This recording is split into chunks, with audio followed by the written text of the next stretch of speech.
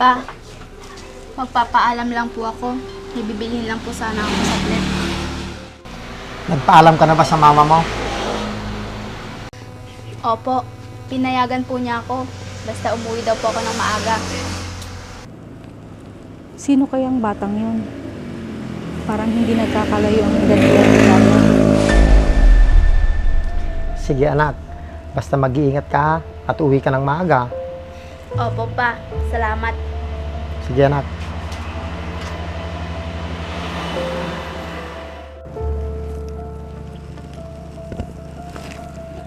Mabuti na lang, wala na yung istorbo.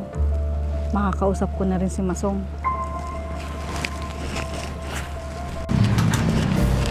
Mahal,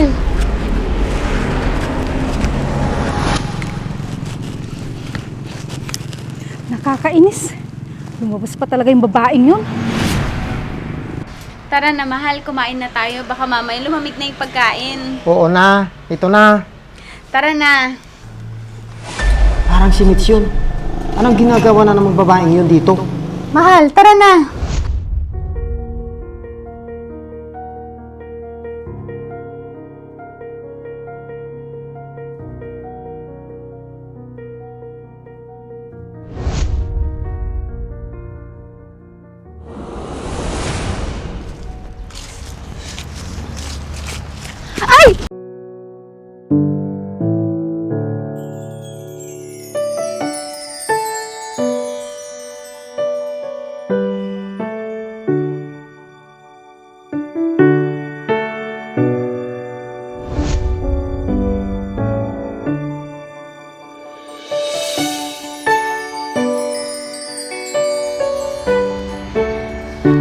Ikaw kasi, minsan-san ka kasi nakatingin.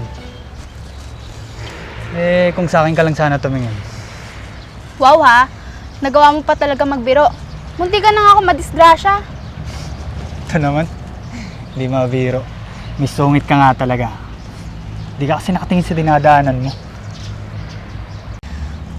Bakit? Ginusto ko bang matisod? O baka naman sinadya mo para makayakap ka sa akin. Hindi no. Ang kapal naman ang mukha mo. Ew. Aminin mo na kasi na sinadya mo. Tara na nga, may sungit. Hawakan mo yung kamay ko para hindi ka na matisod.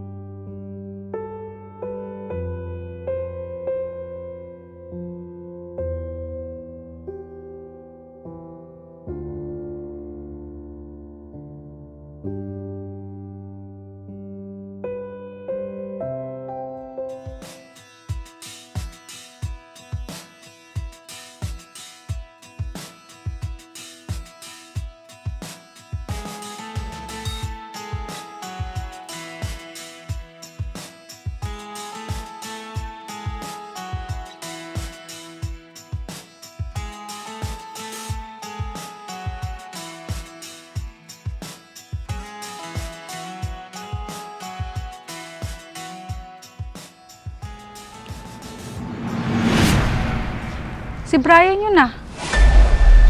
Brian!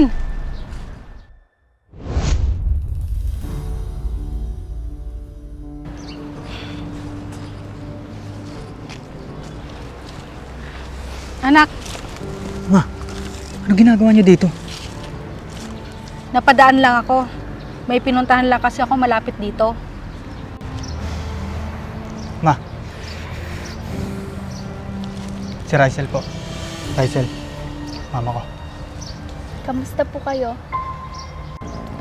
Rysel, ang ganda naman ng pangalan mo. Bagay sa'yo. Salamat po, tita.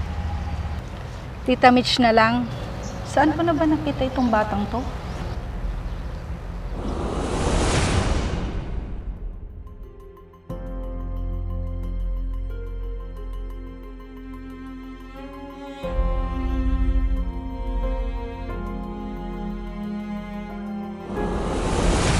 Siya yung kasama ni Masong kanina. Hindi kaya anak niyang batang to?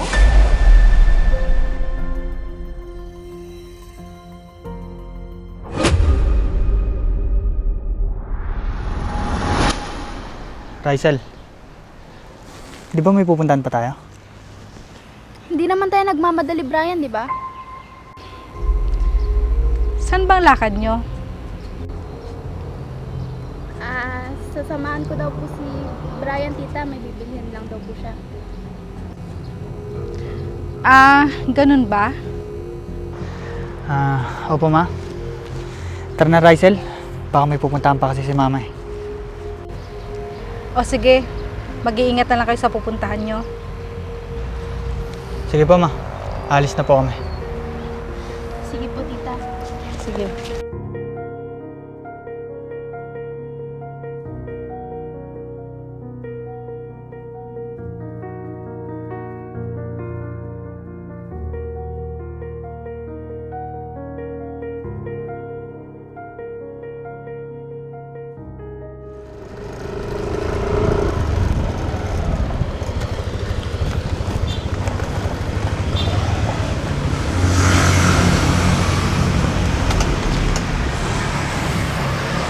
Salamat sa paghatid, Brian.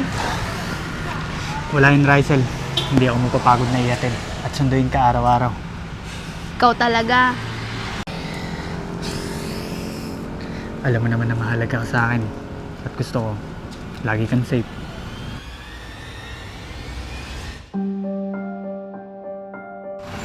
Nako, huwag kang ganyan, Brian. Nasa wastong gulang naman na tayo Rysel.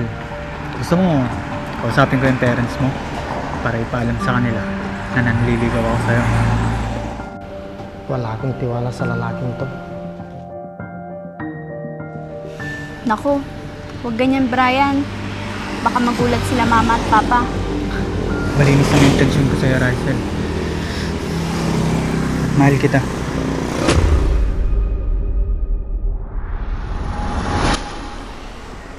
Kuha muna ako ng tiyempo, Brian. Huwag muna ngayon. Sige Rysel, ikaw ang bahala. Basta, nandito lang ako lagi para sa'yo. Salamat, Brian. O paano ba yan? Alis na ako. Sige.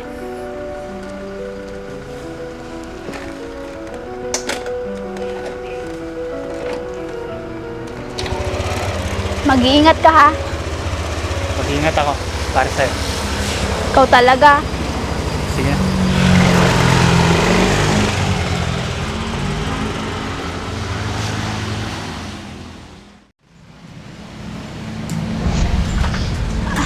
Ano po? Sino yung kasama mong lalaki? Katrabaho ko po yun pa. Si Brian. Brian?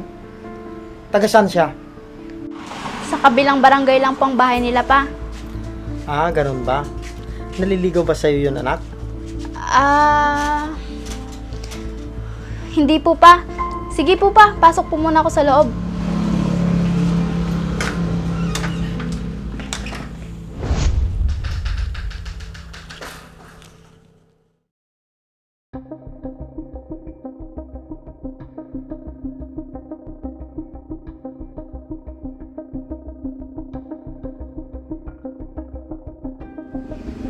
Mitch!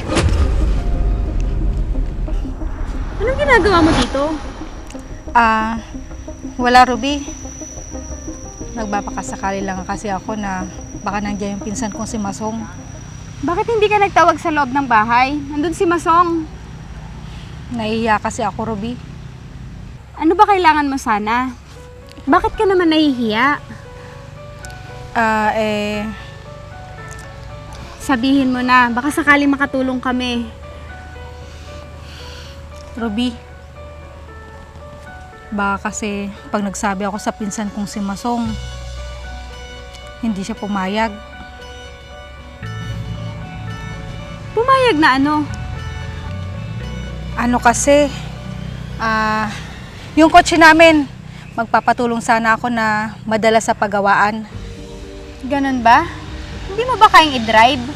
O kaya, Wala ka bang anak na pwedeng mag-drive para madala sa pagawaan? Wala eh. Hindi marunong yung anak ko. Nagre-rent lang ako ng driver. Ah, kaya pala. Hayaan mo, kakausapin ko si Masong.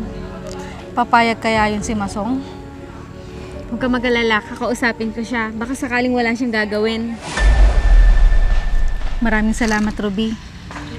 Tara na sa bahay para makausap natin si Masong. Sige.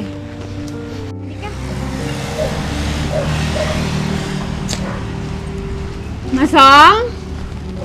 Masong! Pasok ka. Mahal? Mahal? At nagpunta pa talaga dito ang babaeng to. Ang kapal talaga ng mukha mo, Mitch. Mas mabuti na hindi nila ako mabutan dito. Para hindi magduda si Ruby.